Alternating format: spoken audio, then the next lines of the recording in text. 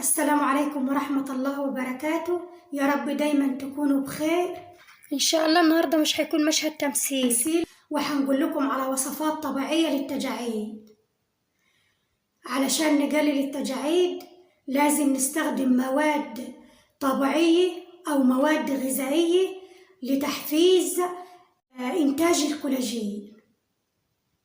على سبيل المثال عندنا الأفوكادو، ناخد منه 2 ونقطعهم وننعمهم كويس ونحط عليهم معلقة عسل نحل كبيرة، وكمان نضيف عليهم 2 معلقتين كبار من بودرة الكاكاو ونخلطهم جيدا علشان يكون امتصاصهم أفضل.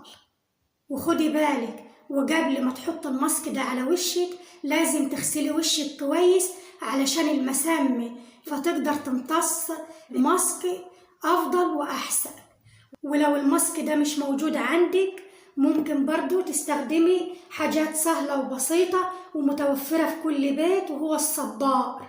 والصبار ده برضو بيرطب وبينعم البشرة، وتاخدي الجل بتاعه تستخدميه كماسك لمدة ساعة برضو.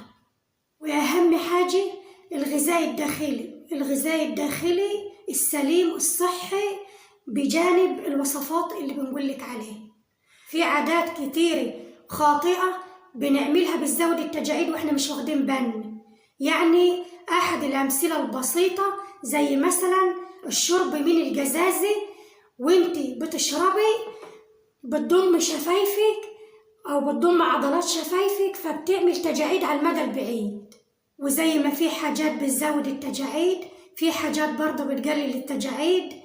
زي أحد الأمثلة البسيطة إن في أنواع من أكياس المخدة أو وش المخدة ديت بتتصنع من أكسيد النحاس، والأبحاث بتقول عنها إنها بتقلل التجاعيد.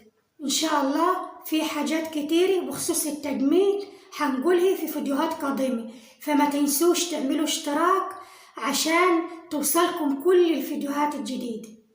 دمتم في رعاية الله ببشرة نضرة خالية من التجاعيد، والسلام عليكم ورحمة الله وبركاته.